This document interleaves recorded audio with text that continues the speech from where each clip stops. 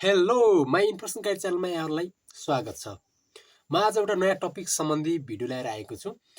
भिडियोमा अगाडि बढाउन भन्दा पहिले यस च्यानलमा तपाईँ नयाँ हुनुहुन्छ भने च्यानललाई सब्स्क्राइब गर्न नभुल्नु होला। साइडमा रहेको बेल आइकनलाई अन गर्न पनि नभुल्नु होला, यस्तै नयाँ भिडियोहरूको नोटिफिकेसन पाउनको लागि।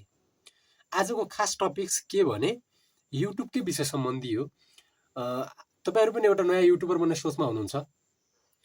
युट्युबमा तपाईहरु पनि एउटा युट्युबर बनेर आफ्नो लाइफलाई अलि च्यालेन्जिङ गर्न खोजिराख्नु भएको छ भने म त्यस विषय सम्बन्धी तपाईहरुलाई बताउन गइरहेको छु।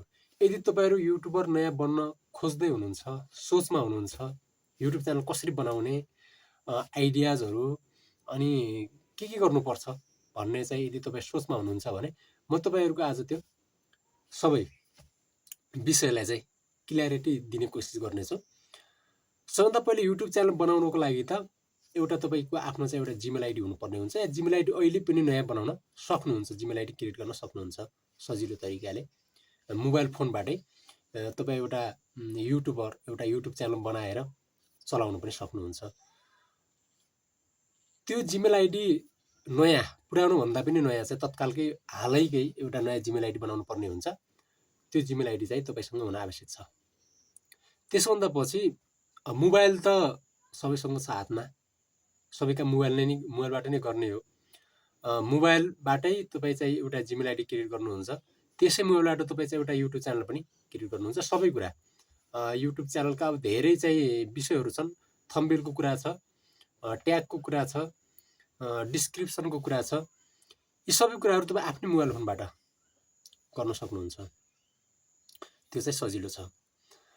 सबभन्दा पहिले त एउटा जिमेल आइडी बनाइसक्यो भन्दा पछि त्यो जिमेल आइडीबाटै तपाईले चाहिँ युट्युब च्यानल क्रिएट गर्नुपर्ने हुन्छ, बनाउनु पर्ने हुन्छ। प्राय के गरिन्छ भने पुरानो जिमेल आइडी पनि हुन्छ कसैसँग, त्यही पुरानो जिमेल आइडी पनि प्रयोग गर्छन्। तर हामी नयाँ नै फ्रेस नै आइडी चाहिँ बनाउने। त्यो बनाइसक्यो भन्दा पछि फ्रेस आइडी भयो भने के हुन्छ भने जिमेल आइडी पनि नयाँ हुन्छ। त्योबाट चाहिँ तपाईको युट्युब च्यानल पनि अलिकति राम्रो बन्छ। या चाहिँ तपाईसँग पुरानै छ भने त्यहीबाट पनि तपाईहरु बनाउन सक्नुहुन्छ। त्यसमा पनि केही खास समस्याको कुरा भएन। जिमेल आइडी त बनाउन सबैलाई नै आउँछ होला, एकदम सजिलो तरिका जिमेल आइडी बनाउन सक्नुहुन्छ आफ्नै नामबाट। अब च्यानल चाहिँ कुन विषय सम्बन्धी बनाउने त्यसै विषय सम्बन्धी एउटा तपाईँ जिमेल आइडी बनाउन सक्नुहुन्छ। यहाँ चाहिँ आफ्नै नामको जिमेल आइडी बनाएर तपाईँ चाहिँ च्यानलको नाम चाहिँ फरक दिन सक्नुहुन्छ। त्यसरी पनि तपाईहरु चाहिँ जिमेल आइडी बनाएर क्रिएट गर्न सक्नुहुन्छ। यो त रह्यो जिमेल आइडी बनाउने कुरा।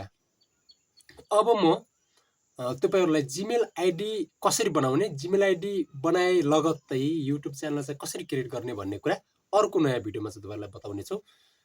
यो च्यानललाई यो भिडियोलाई लाइक गर्न नभुल्नु होला। च्यानलमा नयाँ हुनुहुन्छ भने सब्स्क्राइब गर्न नभुल्नु होला। थ्यांक यू, धन्यवाद।